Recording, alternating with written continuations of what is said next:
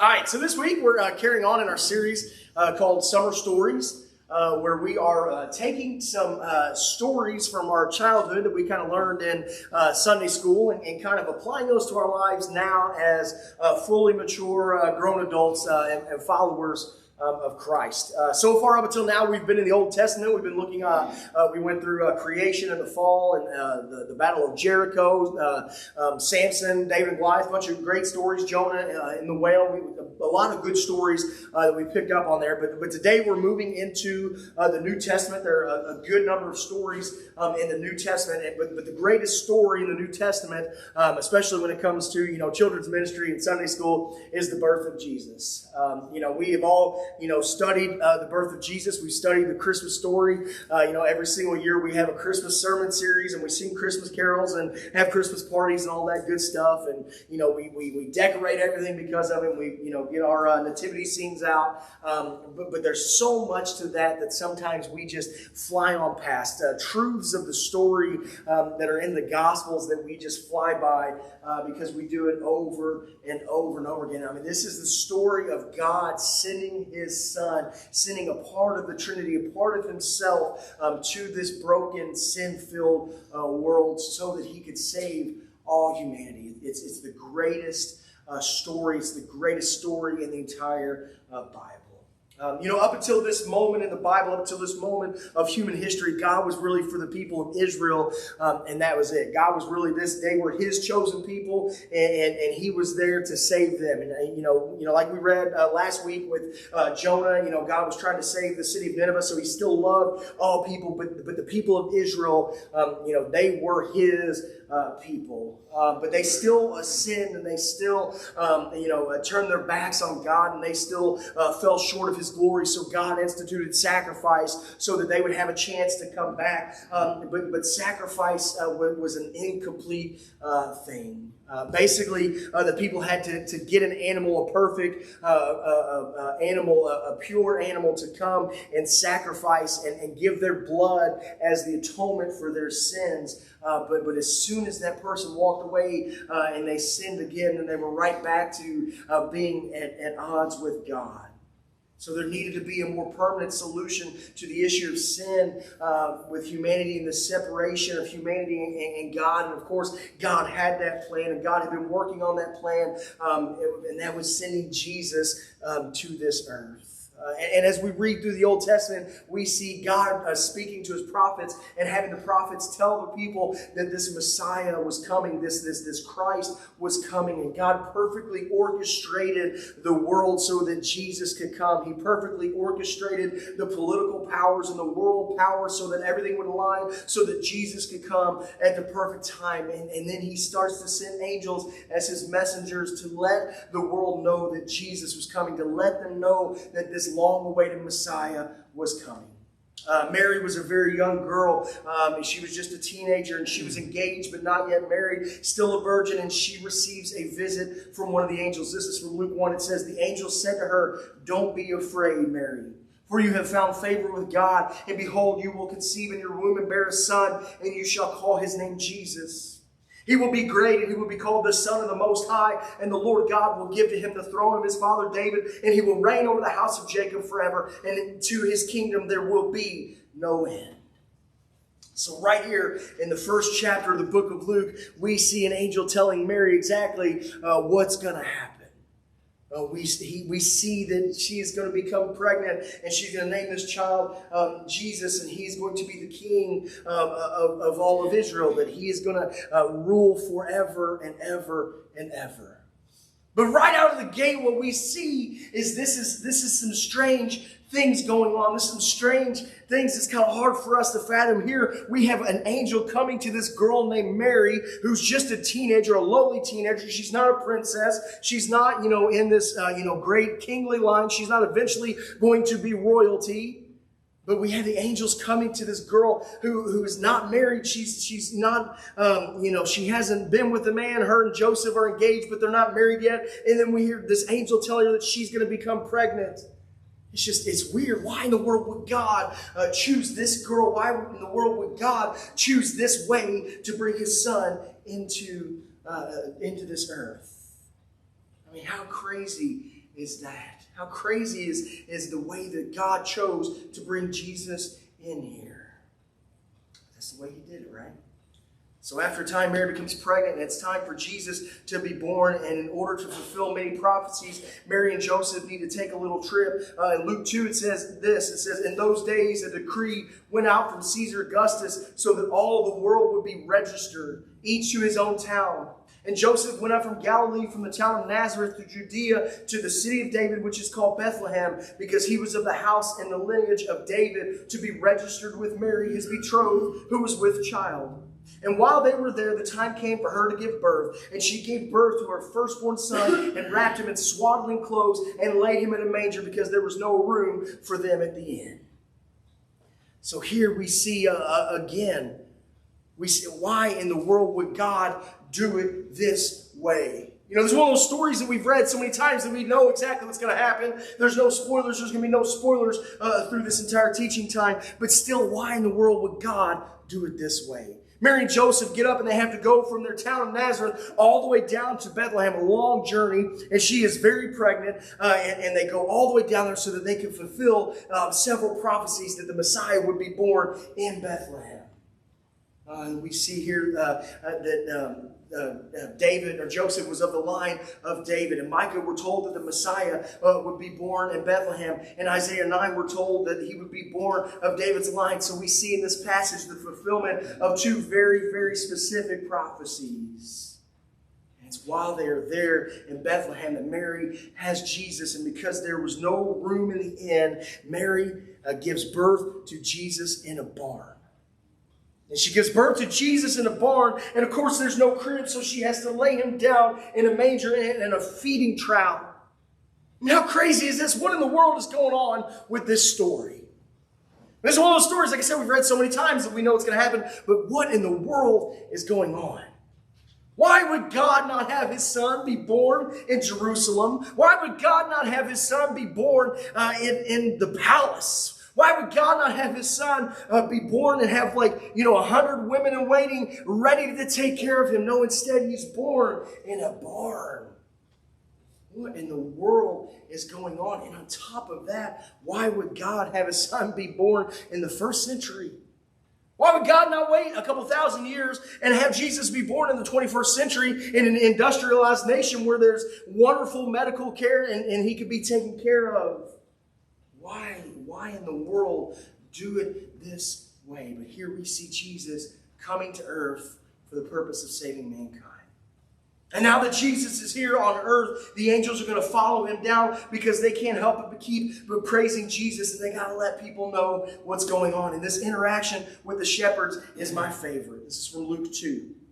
It says, in the same region, there were shepherds out in the field keeping watch over their flock by night. And an angel of the Lord appeared to them, and the glory of the Lord shone around them. And they were filled with great fear. And the angel said to them, fear not, for behold, I bring you good news of great joy that will be for all people. For unto you is born this day in the city of David a Savior, who is Christ the Lord. And this will be a sign for you. You will find a baby wrapped in swaddling clothes and lying in a manger. And suddenly there was with them an angel, a multitude of the heavenly host, praising God, saying, glory to God in the highest, and on earth peace among those with whom he is pleased. So this angel comes down and they visit these lowly shepherds, and they tell them what's happened that day in the city of David.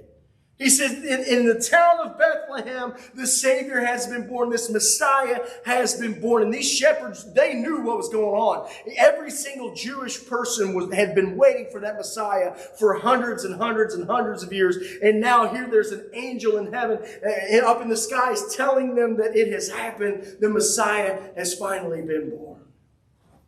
But why in the world would God choose for the first people to know be these lowly shepherds? I mean, these were the night watch shepherds on top of that. These people were like in the socioeconomic ladder of Israel and Jerusalem at this time. They would have been the bottom rung, just barely above slaves.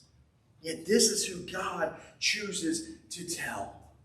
This is who God chooses to say, you know what, you all are going to be the first ones to know. It's just another part of this story that just doesn't make any sense at all. Why in the world would God not send an angel to the most prominent people in Jerusalem? Why would God not send an angel to the king? Why would God not send an angel to the most affluent people throughout the whole world and tell them, hey, the Messiah's been born. You guys spread the word because people will believe you. No, he goes and he finds the lowest.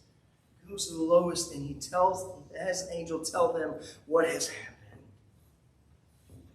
Just an amazing thing.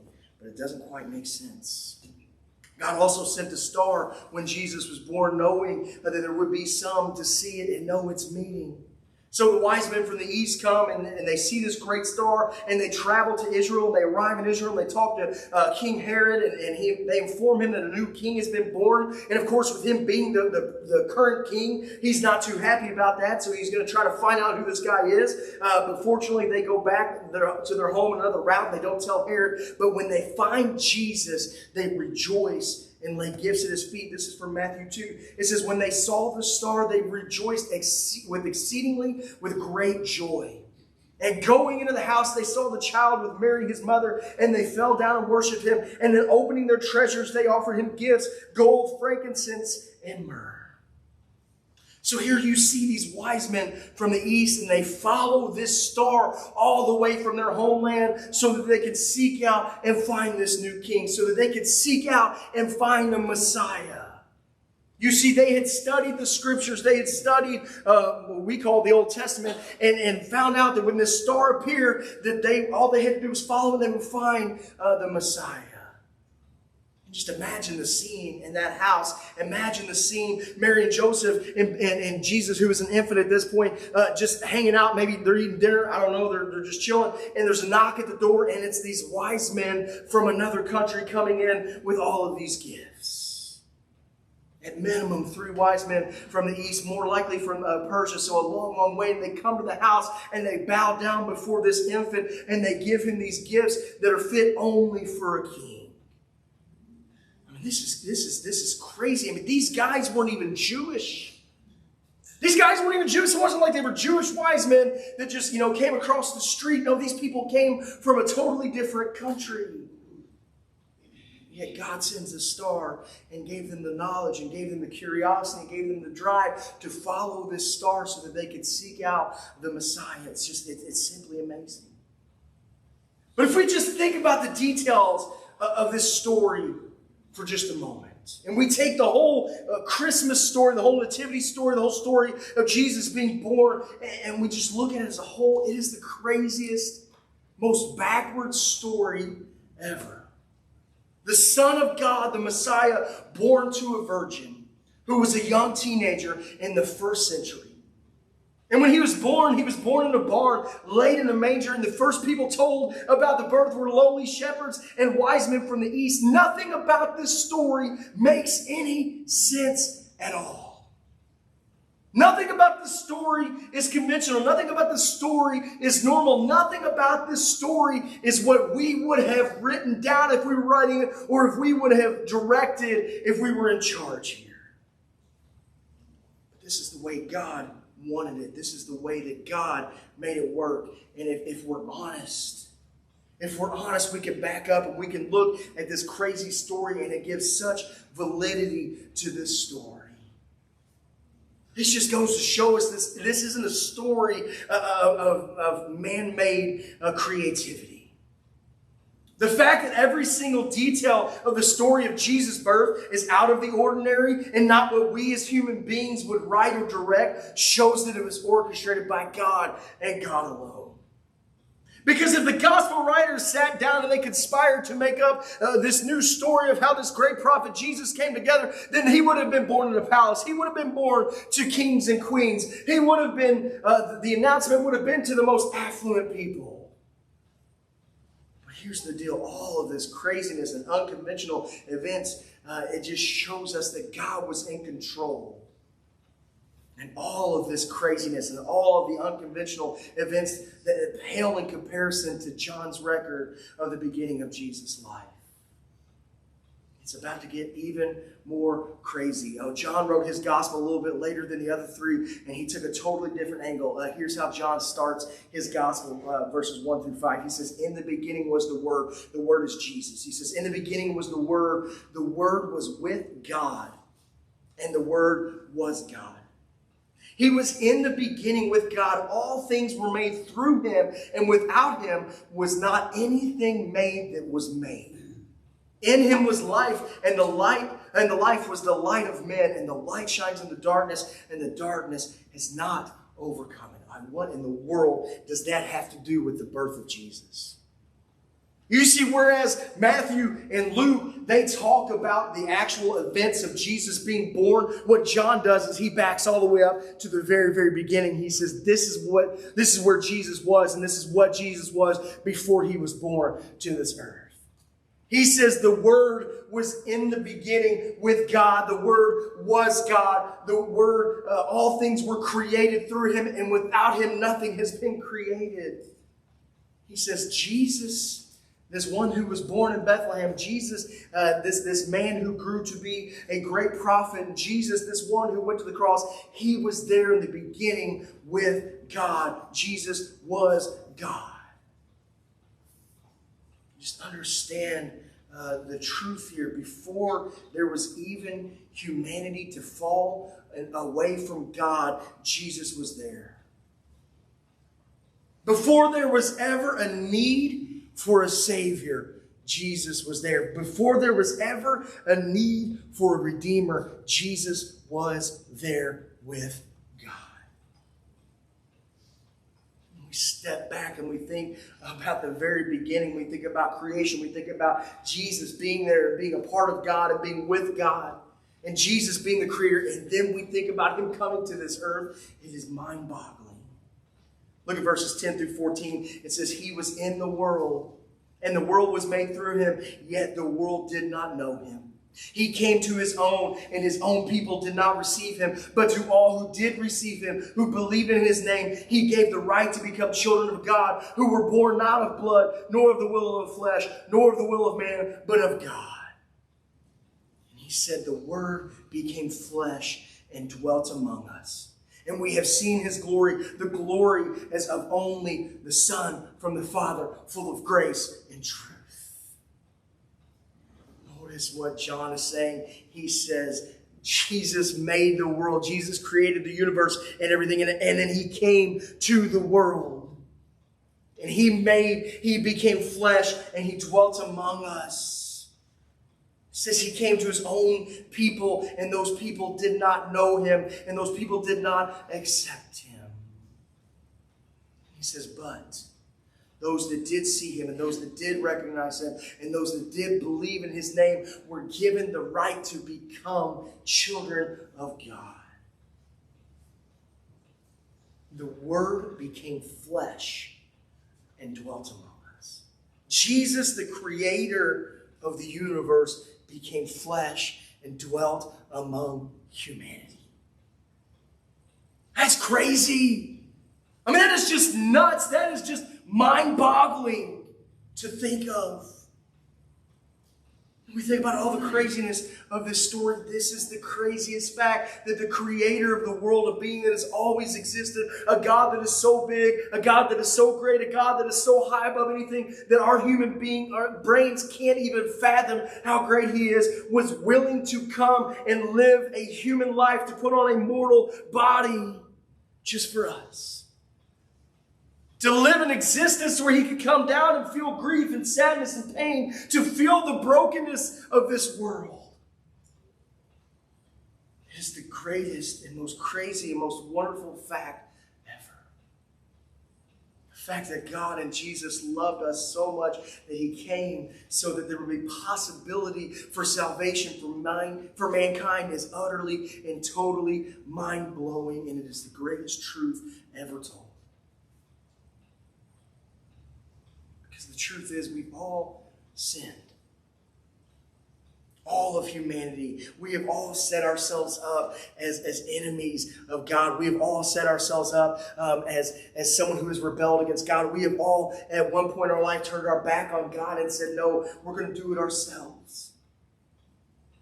Yet what we see is the creator of all, the one who was there in the beginning, saw that rebellion and saw that sin and saw that brokenness and saw that separation between us and him and said, there's something, I got to do something about it.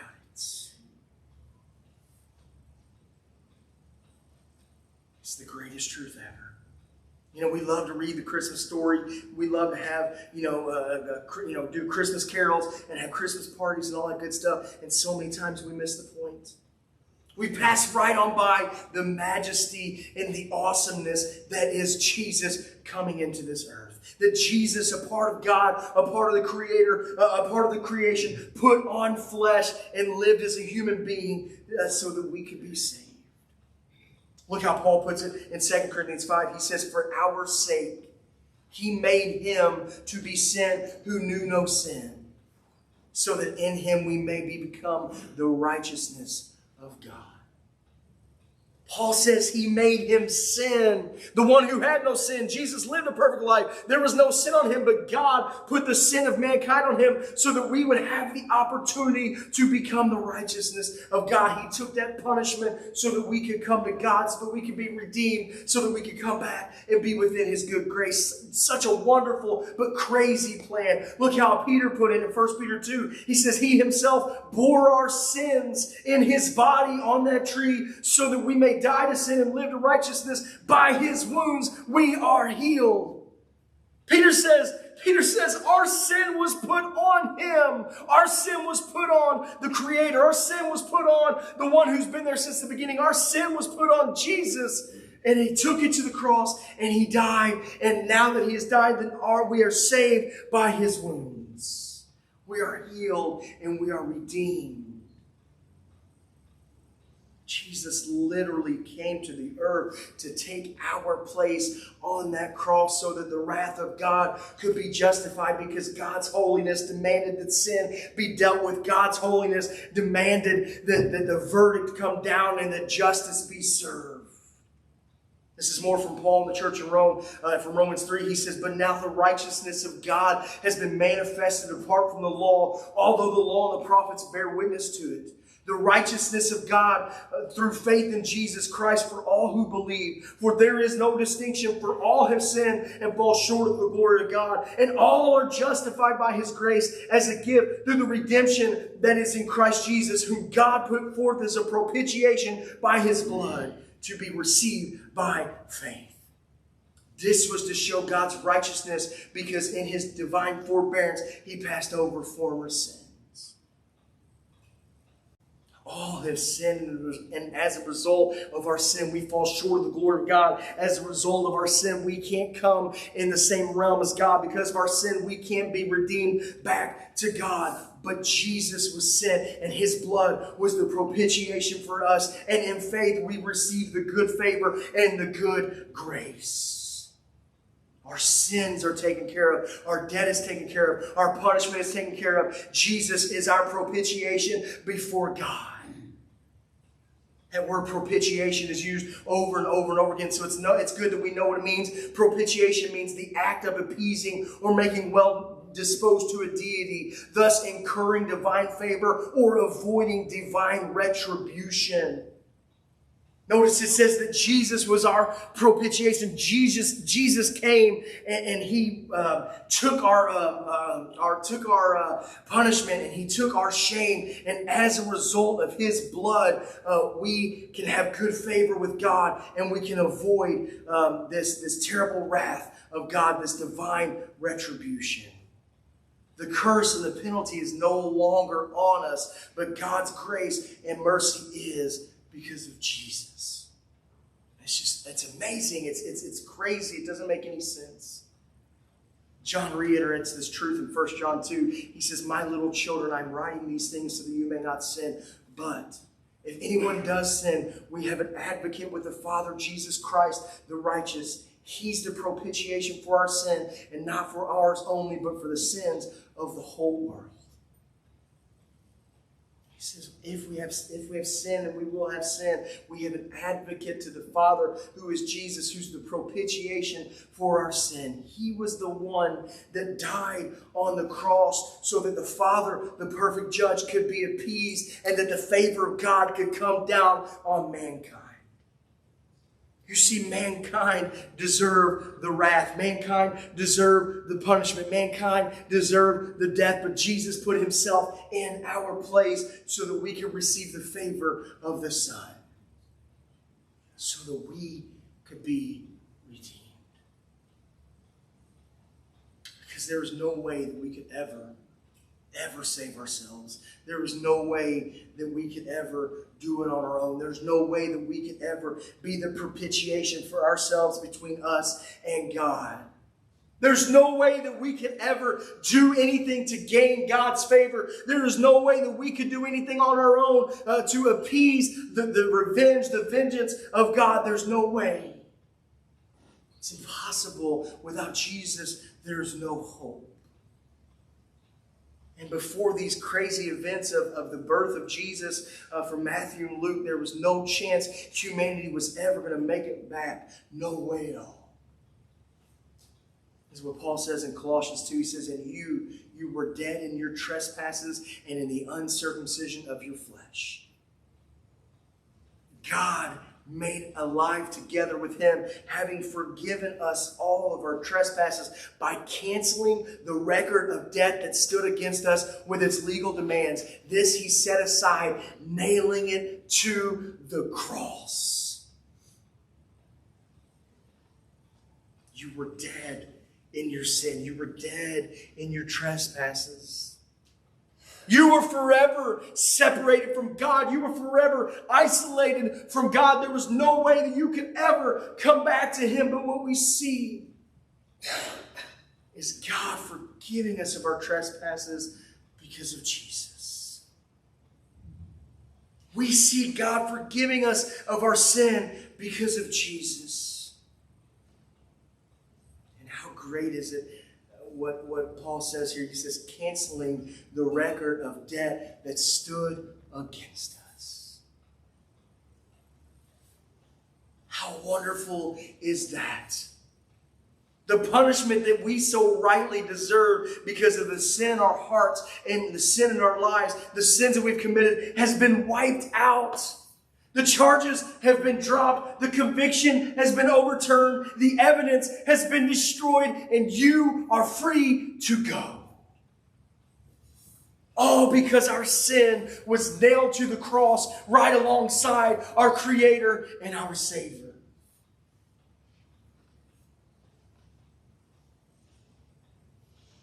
God and our King and our Redeemer, our Creator, the one who loved us enough to come to this earth, to be born of a virgin, to be born in a barn, to be laid in a manger, living a perfect life, going to the cross to die a brutal death, all so that we could be saved. What a wonderful God. What a wonderful Savior. So as we close this morning, I want each and every one of us to remember that this was the plan. This was the plan that God had from the fall of man. This was the way that God knew that he was going to have to take to get us back from the very beginning in order to save humanity. And God knew that he was going to do it, and God did not hesitate to save us because he loved us that much. Look at these words from Isaiah in Isaiah 53. It says, he was despised and rejected by men, a man of sorrows and acquainted with grief. And as one from whom men hide their face, he was despised. And we esteemed him not. Surely he has borne our griefs and carried our sorrows, yet we esteemed him stricken. He was smitten by God and afflicted, but he was pierced for our transgressions. He was crushed for our iniquities, and upon him was the chastisement that brought us peace. And with his wounds, we are healed. All we like sheep have gone astray, and we have turned everyone to his own way, and the Lord has laid on him the iniquity of us all. These words were written 400 years before Jesus was born. These words were written 400 years before that angel first came and told Mary. These words were written 400 years before that night in Bethlehem. These words were written 400 years before the shepherds were told and before the wise men saw the star. This was the plan from the very beginning. So when we read the Christmas story and we read about Jesus being born and all this crazy stuff that happened, we realize that Jesus was born to be despised and rejected. Jesus was born to be that man of sorrows. Jesus was born to know that grief. Jesus was born to bear our grief and our sorrows. He was the one that was born to be smitten by God, even though he didn't deserve it. He was born to be pierced for our transgressions. He was born to be crushed for our iniquities. He was born to take the chastisement of God so that we can know peace. He was born so that we could be healed through his wounds. We went astray. We turned our own way. And he was born to take on the iniquity of us all.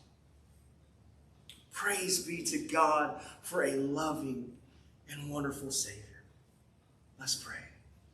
Heavenly Father, we thank you so much for who you are. And God, we are so thankful. We're so thankful for Jesus. And God, there's no way we can fully fathom how much you did for us. There's no way that we can fully fathom how much of a sacrifice it was for Jesus to come. God, we're so thankful that you loved us so much. That you loved humanity so much that you could not leave us where we were. That you could not leave us in our sin and leave us in our shame and leave us in our brokenness and leave us in our state of being condemned. You couldn't leave us separated from you or isolated from you because you loved us so much that you created this crazy plan of having your Son, a part of you, come to this earth. Come to this earth with the sole purpose of dying on a cross. The sole purpose of taking our punishment and our sin and our death so that we could live. God, there are no words that we can say that will ever be enough. But we praise you for how great you are. We love you and we're yours. It's in your Son's name we pray.